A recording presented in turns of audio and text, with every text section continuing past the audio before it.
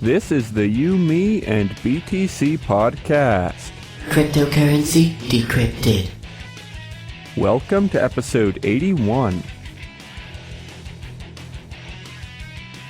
Today we're chatting about two marketplaces with very different views on Bitcoin. First up is Backpage.com. After being rejected by Visa and MasterCard, the classified ad website now uses Bitcoin almost exclusively. This has driven many of the site's users into the Bitcoin space for the first time.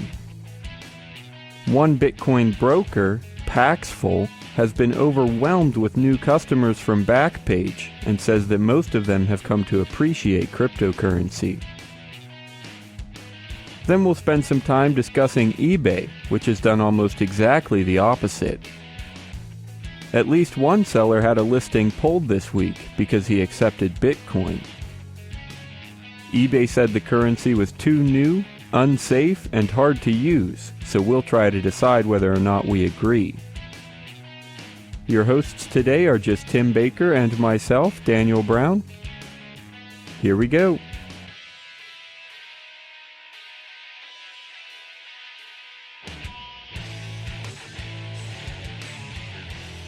Ladies and gentlemen, welcome back to another episode of You, Me, and BTC. Glad to have you for another regular Thursday show. I am Daniel Brown, and I'm here with Tim Baker. So I'm pretty excited. I just got back from Freedom Fest in Las Vegas. It was a pretty crazy time, all kinds of people, and yeah, so I'm gonna share a little bit about that here in a moment. And we're also gonna talk about a pretty cool piece of news. Apparently, there's a website called Backpage, which is pretty similar to Craigslist. It's just a classified site. And they used to have some sort of integration with credit cards and Visa, MasterCard and stuff. And apparently they got shut down because they offer escort services or, similar, I don't even know what else, sexual stuff, who knows. So now that they can't do credit cards, they've actually turned really heavily, I guess pretty much 100% they've turned to Bitcoin. And it's pretty crazy getting a lot of new people into the space. So we're going to talk about that in a minute as well.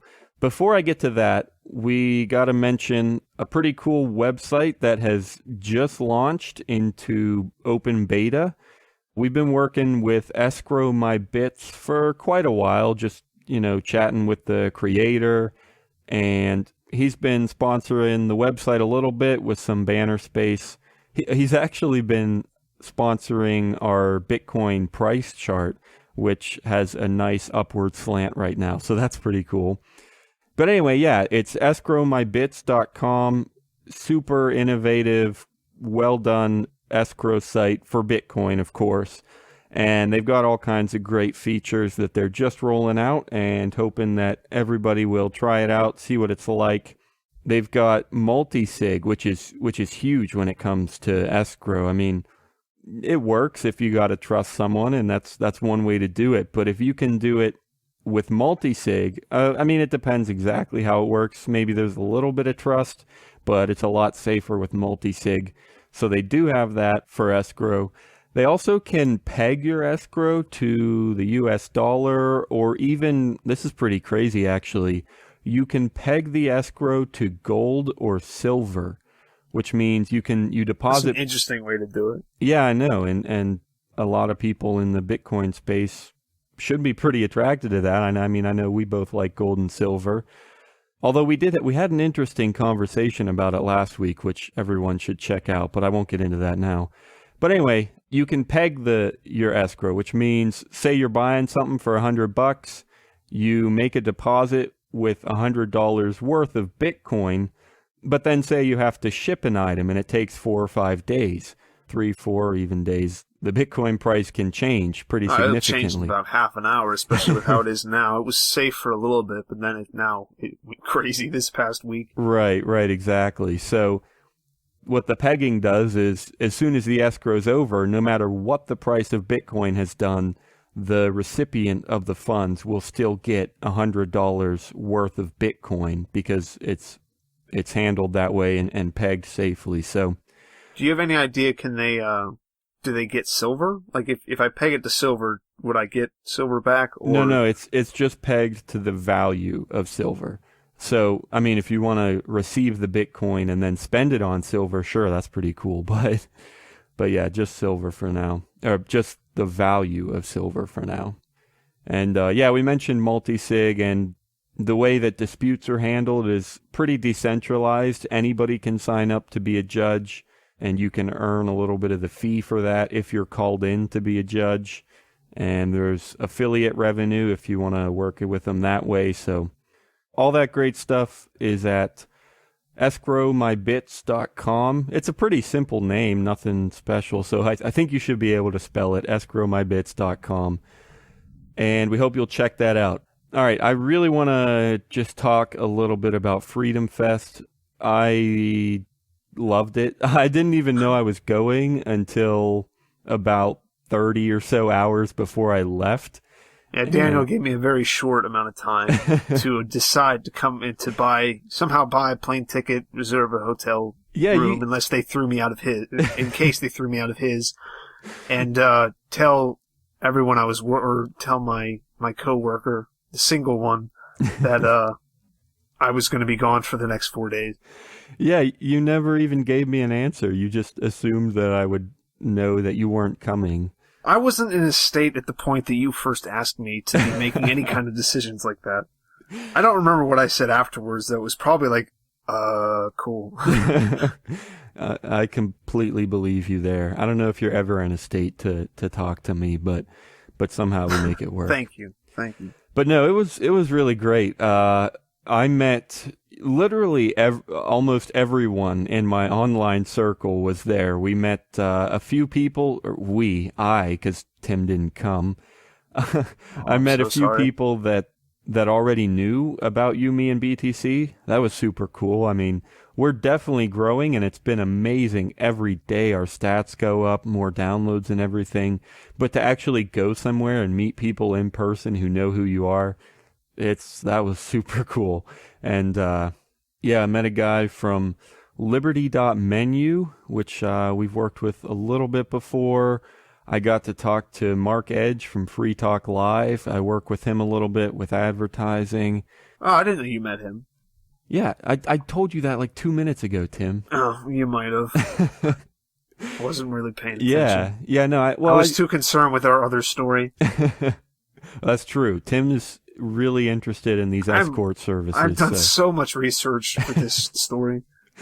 Yeah, we'll get to that in a minute. But yeah, I met Mark Edge just a little bit, said hi, but then he came over and did an interview for a Liberty.me live show. Not with me, that would have been cool. I was just helping run the tech.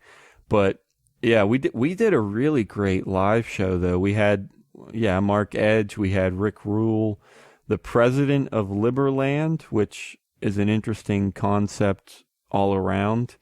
We had some congressman, which, I mean, he was a nice guy, but he's obviously an ex-congressman. An ex one. Well, yeah. I mean, you never know with them.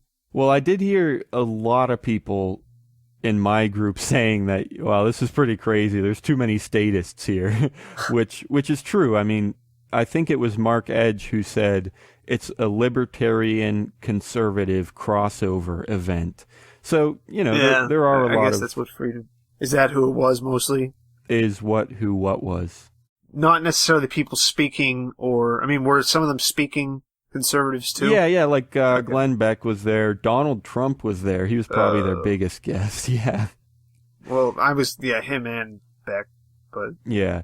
Well, and I remember Jeffrey Tucker saying that the founder of the conference, the guy in charge of everything, he gets a lot of flack for inviting people like that, but... I mean, it's good for getting a better discussion going and just different stuff, and you can just have someone to hate there so you don't feel bad about hating. Well, yeah, it's good for the discussion. Although I do that anyway. I thought that, I don't know if it was supposed to be Pork Fest or Freedom Fest, but there was some place that I think now 2 people were supposed to have been debating Cantwell. Like, he put out debating Cantwell. Interesting. Yeah, and I was like, yeah, it's great. I think originally it was Cantwell and Jeffrey Tucker, and then at some point it was Cantwell and Stefan Molyneux. I haven't heard about that. It was a while ago. It might have been a few years ago, actually. Wow. Way to stay up to date, Tim. Maybe like a year and a half ago. Or maybe just last summer, I think. I heard the last of it. Okay. Yeah, I haven't heard. Sounds interesting. Maybe it exists. But anyway, no, yeah, the discussion between libertarians and conservatives is definitely a good thing to have, because that is the path that a lot of people take is through conservatism towards libertarianism, and maybe even into anarchism. You never know. So yeah, good discussion. But then also what Jeffrey Tucker was saying is that it's good for making money too. I mean, you put a name like Trump on there and you profit, and that's what Skousen's there to do. So I also heard Jeffrey say, and this was kind of his way of defending Mark Skousen, the founder of the conference. I don't know how true this is, because I know Tucker likes to, well, at the very least, he uses flowery language, but sometimes that leads to some exaggeration, maybe. But he said that years ago, Mark Skousen personally wrote a check to Murray Rothbard for $100,000 to get him to just keep working in the free market space and write some books about it and stuff.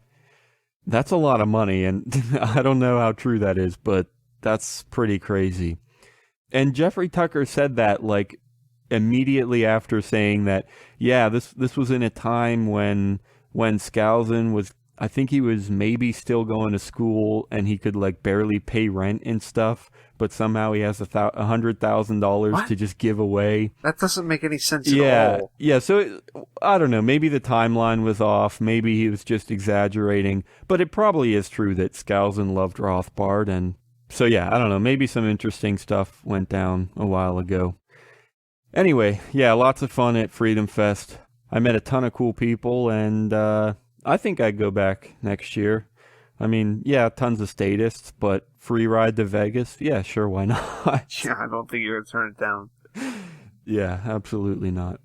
All right, anyway, so we good to move on and chat about Backpage? I already went over it a little bit, Tim, so why don't you tell us what you know about it, what you read about it? Backpage is a kind of like a runner-up to Craigslist, I imagine. It's a classified ads site for putting them up, so naturally you get a lot of kind of legal but not really business on there. So there's a lot of escorts. Oh, we'll go on a date with you, and it's not explicitly sex, but it's pretty much. Wait, what's wrong with an escort? What if I just want to see the city and have someone show me around? Because no one pays for that, Daniel. I mean, actually, I've heard some guys do. I don't know. Maybe. Who knows? That's probably why they're called escorts and not just hookers. You know what you should do, Tim, is go on there, post an escort ad, and then somebody will pay you a bunch of money, and then you'll just be like, oh, and so this is the PPG building, and here's the point, and all right, I'll see you later. Have a good night. Yeah, exactly. So they have those. They have body rubs or massages that probably end in something more than massages. Probably quite a bit of hand jobs. It's a lot of business that is done with cash or ways that aren't normally set up with accounts, just like Craigslist. And then because of that, they've gotten in trouble with Visa and MasterCard, did you say, Daniel? Right. I mean, I guess they had some kind of integration with Backpage. I'd imagine like most places do to accept credit card, that you have to have some kind of a... Yeah. No, I mean, there was definitely some sort of partnership. The reason I hesitate a little bit is because I know Craigslist does nothing like that. Craigslist is just post it and deal with it yourself. And Craigslist does not handle payments at all, but apparently Backpage does to some extent. That, or could it be for paying for ads? Because it doesn't really make sense for most of, like... Yeah, no, that's How does a that good make point. sense for them to accept payments for anything besides that? Yeah, that's a good point. So let me look it up real quick and just see.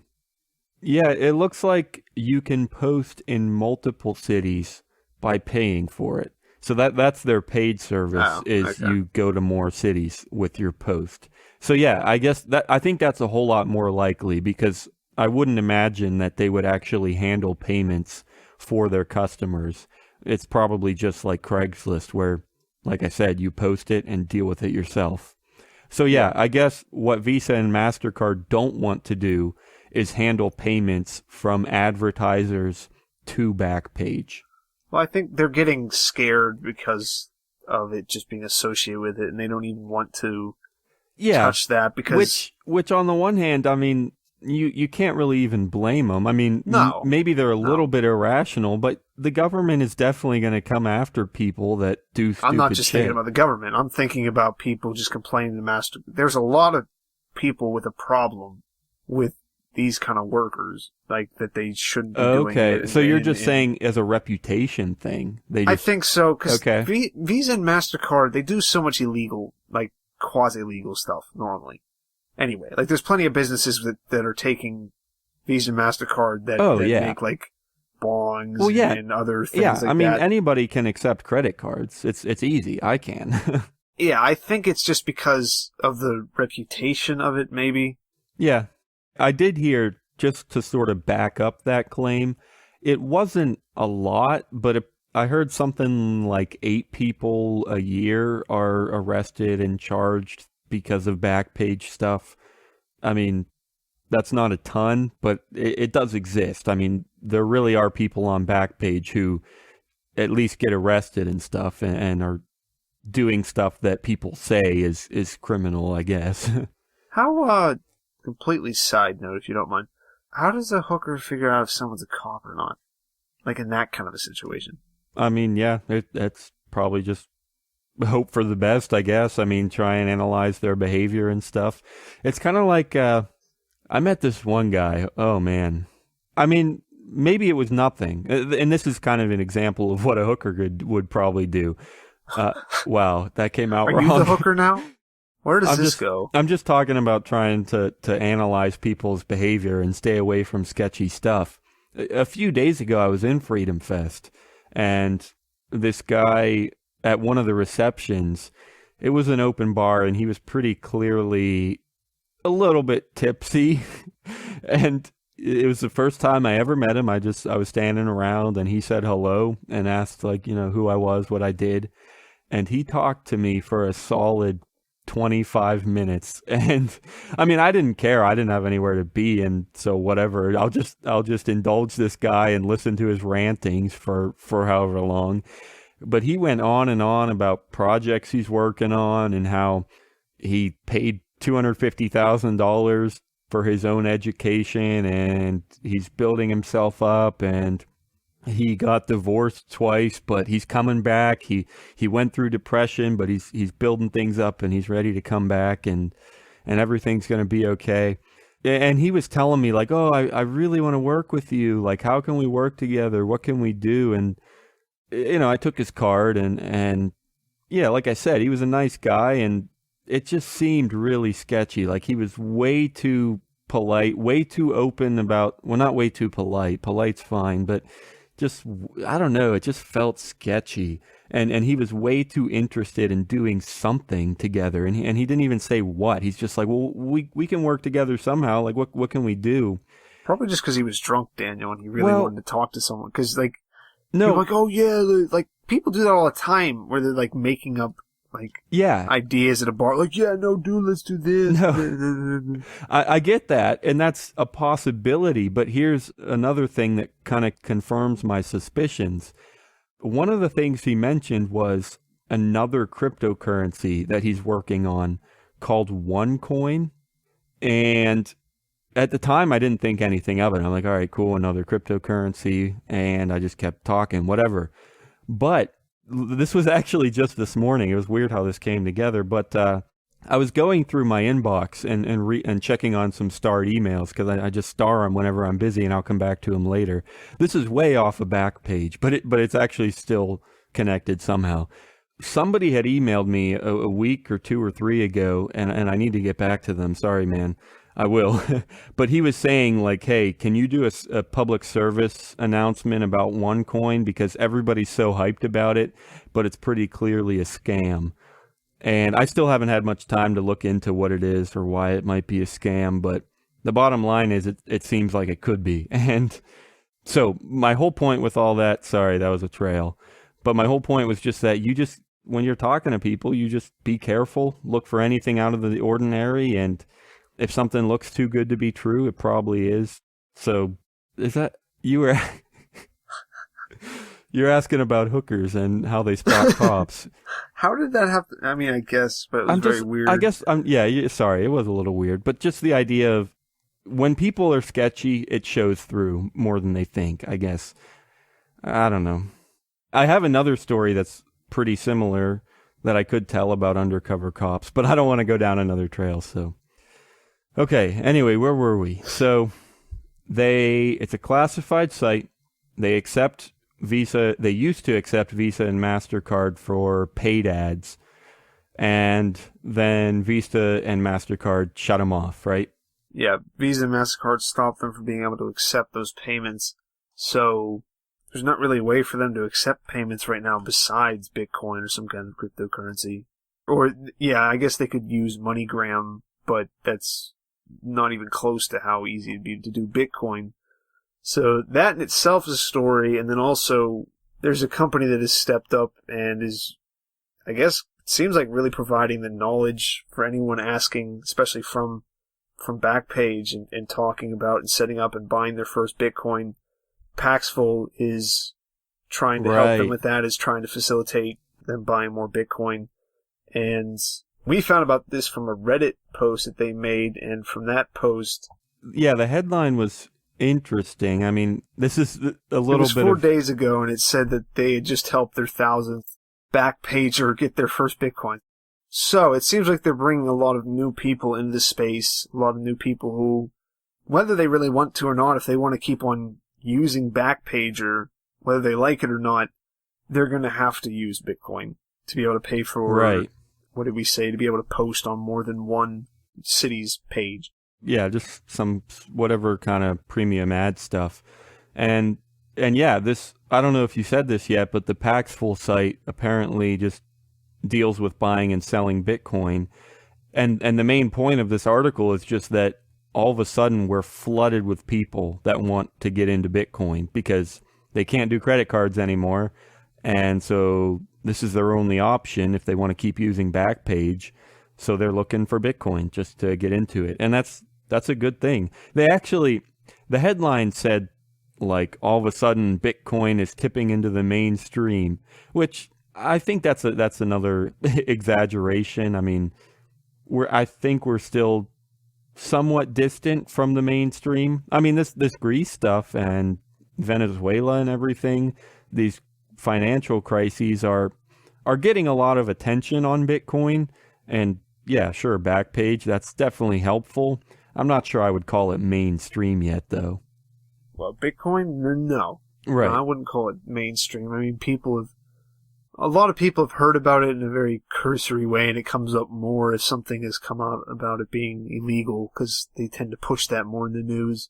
Right. And people are like, oh, okay, you do that Bitcoin thing? I'm like, yeah, that Bitcoin thing. Well, is it good to invest in? I don't know. Not really. It's not an investment. Whatever, leave me alone. Well, that actually raises the question, though. When people, just talking about illegal stuff, when people hear about this, a lot of them are going to say, wait, so Visa and MasterCard turned them down because it was sketchy, possibly illegal stuff. Isn't that just another bad mark for Bitcoin? Because the legitimate payments are not willing to do it, they turn to Bitcoin to do more sketchy stuff. So do you see any possibility that this could ultimately turn more people away from Bitcoin? It turns the kind of people away from Bitcoin that I'd rather not use Bitcoin. Okay, so I'm completely fine with it. I like it more. Really good call. Go use your PayPal.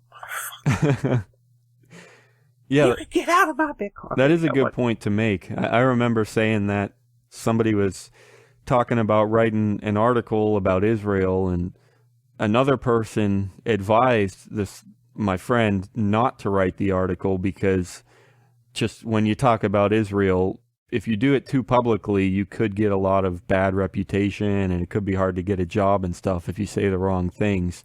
And basically what I said is, yeah, I mean, if you don't want to write it, that's fine. Be careful if you want to. But as far as I'm concerned, I'm not really planning on working for anybody like most real jobs that people talk about. And if somebody doesn't want to partner with me because of the stuff I write and the stuff I say, then I don't want to partner with you. So, well, I love it when people are like, that whenever it's something you're doing or something you enjoy or something like that, well, they don't say it's bad. They're just like, that might turn some people off to you in the future, the way you talk. It's like, well, I'm kind of doing this on purpose to avoid those kind of people, to cut them out. So, like, if you don't like this in general, you're going to hate everything about me. Not necessarily everything, but you get the point. Right. Well, another interesting thing with this company is that they basically said, well, yeah, here it is in the Reddit headline, average 20-minute phone support for each $5 sale, but it helps Bitcoin. So basically what they're saying is, yeah, we're putting a ton of resources into helping these people out. We're spending a lot of effort and money to talk to people and tell them how to use Bitcoin. And yeah, maybe we're only selling $5 worth of coin. So we're not profiting a whole lot at the moment, but it's helpful for Bitcoin. It's helping people understand what it is, what it's about. And they mentioned their support department is just completely flooded, and somebody had to take a 2-day sleep break or sleep vacation or whatever. Yeah, the secretary. Which yeah, I guess that's pretty commendable. Yeah, if you're willing to just help people out because you realize how valuable it is to have people get into Bitcoin, I would agree with that. I think that's pretty cool. And actually, yeah, this Paxful site, they deal with buying and selling Bitcoin. But another really cool thing that I heard is that Backpage themselves, the company, recommends Wall of Coins for buying and selling Bitcoin, which I don't know exactly how they said that and how they were promoting Wall of Coins, because it looks like you have to log in to read about buying these credit things for advertising and stuff. So I don't know exactly what it was like, or maybe it's not even on the site. Maybe they just tell people when they ask, how do you buy Bitcoin? But apparently they recommend Wall of Coins, which has been one of our absolutely amazing sponsors for a really long time, and they've been helping out with our live show. And I love Wall of Coins, use them all the time, and apparently Backpage does too. So I'm glad Wall of Coins is getting the support, and I'm glad people are seeing that Wall of Coins works. So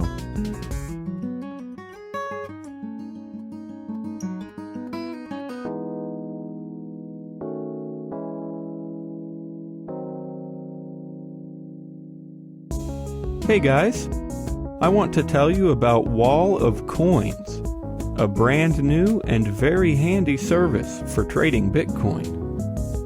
The platform is designed to enable anyone to get their hands on some Bitcoin. Buyers are quickly connected to an authorized, trusted seller within the Wall of Coins network. Just set a dollar amount for your order, safely pay at a bank near you, and you instantly own more Bitcoin. Buyers don't even have to create an account, so anyone can have access to Bitcoin. Got some extra coin lying around? With Wall of Coins, you can sell it for cash, available immediately in your bank account. Visit wallofcoins.com right now to see just how easy it is.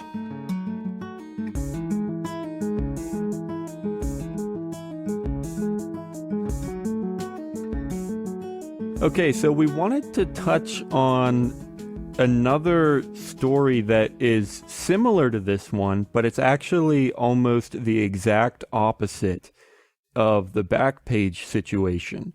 Backpage is turning away from credit cards and embracing Bitcoin, but apparently eBay doesn't want the sellers to accept Bitcoin. So I guess I'll let Tim take it from there. Do you know what exactly happened?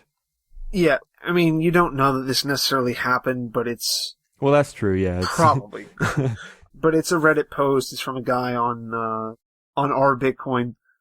He woke up this morning. The post was from about 10 hours ago. So yeah, it would have been actually this morning, which we're recording on Tuesday the 14th, and you'll hear this for the first time on Thursday the 16th. Sometimes we say that at the beginning, sometimes we don't. I don't think it's that important. You listen to it when you listen to it, and the stuff happened when it happened, right? Yeah. What he's selling are CPC evacuated tube solar thermal collector, which in parentheses says wait. heater. I did not get that part. CPC evacuated tube solar thermal collector, which is a solar water heater / panel. I don't know why I wasn't sold that. But that's what this listing he's had up, and he said it's been there since late 2013, and he's always had you know how if you have pictures, I mean, you normally have to have pictures, but on one of them he just has an icon that just says, I accept Bitcoin, or I accept Bitcoin for the payment, because I'm not looking at the eBay. They took it down, I think, on eBay, but Craigslist, he still has the listing up. And it says that he accepts Bitcoin. Anyway, I imagine that's how he did it on eBay as well, but this morning, whenever he was making this post, he says that they sent him an email that said, quote, please understand that you mentioned you accept Bitcoin as a method of payment. Some online payment companies are fairly new and inexperienced, and they do not provide sufficient fraud protection to members. When we review payment methods to determine whether they are allowed on eBay, two key factors that we consider are security and safety and ease of use, which aren't two factors, you idiot. But please do not offer this payment method. So here's what I know, the little bit I know about eBay payments. For the most part, well, I'm sure the biggest payment method on eBay is just PayPal, because eBay created PayPal and owns PayPal. So that's what most people use, and that's all integrated, and eBay can watch over that fine. But if you don't use PayPal, I think it's pretty similar to what we just said about Craigslist and Backpage. If you don't use PayPal, you're on your own. Somebody buys it, and if they pay you, then you say, yes, they paid me, and you deliver the item, and the recipient says, yes, I received the item. It's pretty much on your own. I know sometimes people do checks, maybe cash if you're close enough, things like that. And mostly that's fine with eBay. You do it yourself, you say when it's paid for, and you say when you receive the item. And so I guess they haven't technically banned Bitcoin, unless you count this as banning it. But until now, I don't think they technically banned Bitcoin. They're just like, it was kind of up to the users. If they wanted to accept Bitcoin, that they could do that because they were kind of on their own. But now it seems like eBay is kind of uncomfortable with that. And now, I don't know, maybe it's not in their terms, but it seems like they're going to be turning down Bitcoin users pretty soon. Here's one of the biggest questions I have for you, Tim. Well, I mean, obviously eBay is a company and they can do what they want, and if they don't want to let users use Bitcoin, then sure, whatever, they can do what they want. But what I want to ask is there any chance that this is kind of a fairly legitimate move, as in, you know, they talk about preventing fraud, and that really is, yeah, sure, that's everywhere in the Bitcoin space. And I mean, okay, eBay has a pretty good reputation system, which should help eliminate fraud. And that's kind of the way it is in all Bitcoin circles, is you rely on reputation. And a lot of places and websites do it pretty well. So maybe eBay should be able to deal with that because of the reputation system. But the fraud is still there. It's still pretty common.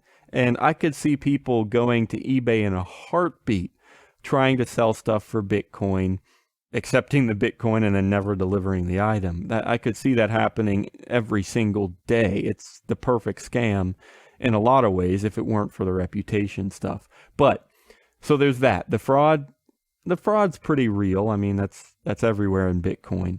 But then they also talk about ease of use. And Bitcoin is getting easier, of course, but sure, there's a lot of ways, you know, with addresses and even getting into Bitcoin and buying it for your first time can be tough in some cases. And so, yeah, in a lot of ways, it's not super easy to use yet, even though it's getting better, and it's not as hard as a lot of people think, but it's not perfect either. So with that in mind, the fact that fraud is a real thing with Bitcoin, or not just real, but pretty serious, and that it's not super easy to use, do you think there's any legitimacy behind eBay's decision? Do you think it might be acceptable for them to be like, all right, it's still pretty new, a little sketchy, we're going to hold off for now? Yeah, I don't really understand it at this point, because I don't really understand why eBay doesn't just accept it. I guess I don't know, it's just them not wanting to take a plunge. Maybe it's the same kind of issue that Google has, where there's someone at the top that's kind of blocking it. Beyond that, I can't really understand why they wouldn't, with something just get a company to come in and facilitate it for them. Yeah, that's actually true, is using a middleman like BitPay or Coinbase or something. That actually should also help with the fraud. I mean, this is dumb. It's almost like I'm going against myself, because I love Bitcoin and I use Bitcoin all the time, and I advocate for it, and I feel like people should be able to spot fraud.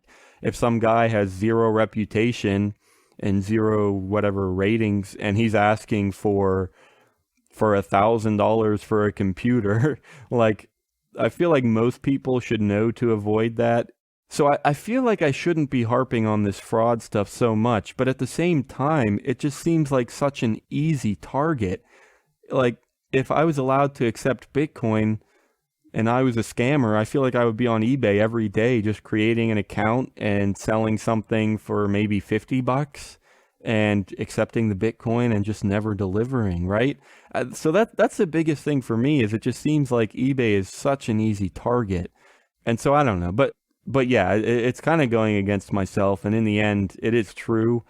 I think people should be able to spot that, especially with the good reputation system in place. Yeah, maybe fraud really should not be that big of a deal. And ease of use, yeah, sure, it's tough, but people can figure it out. Like, and if you can't figure it out, you don't have to use it. So that shouldn't be a big deal either.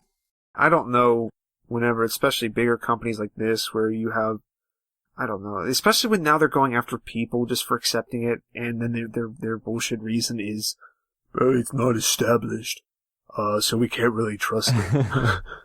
Yeah. What? And, like, why? Just, like, it doesn't, security and safety and ease of use. I mean, I can understand the ease of use, but it's not like he's making his customers take it, he's just accepting it. Right. I mean, maybe because they could say that someone might send it and then wouldn't be able to get it back, and they don't have to deal with it. Right. That could be maybe a more legitimate reason. Yeah, that's one of the bigger things here, is like, if somebody was scammed, in my mind, yeah, it's clearly their fault, because I just explained how you should be able to spot fraud and avoid it in a lot of ways. So if somebody was scammed, it should be their fault, but we all know that eBay would be the first one to be blamed. And maybe that's kind of what they're afraid of. They just don't want to deal with people saying that it's eBay's fault when it's really not. And yeah, I can see a little bit of legitimacy there. Like, I wouldn't want to deal with that. I would tell people to go to something more decentralized and deal one-on-one. Don't use eBay, which I guess is what we advocate for all the time, right? You don't have to trust people. You don't have to use middlemen. Just go peer-to-peer as much as possible, which I guess eBay is decently peer-to-peer, but if they're going to take control like this, then it's something to be avoided. Yeah, I mean, it's just more of a hassle probably to them than they think that people are going to actually use it, and they might be right. I don't know. Yeah. I would hope that it wouldn't be like that, but again. I do also want to mention, before we finish up, you mentioned, because you said there might be somebody on top that's kind of holding them back, and that's definitely possible, but I have also heard that PayPal and eBay are both pretty interested in Bitcoin, and there are higher ups there, I guess, who like it and who want to work on it and maybe accept it at some point. But yeah, I don't know, maybe you're right. There could be higher ups that don't like it too, and for now it's just kind of dead in the water. So So we'll see where it goes. I still don't know. It still isn't super official. Like, they haven't officially banned payments, Bitcoin payments in their terms as far as I know. Maybe they will, or maybe they'll just shut down people one by one. Who knows, but... Just take them out, divide and conquer. Yeah.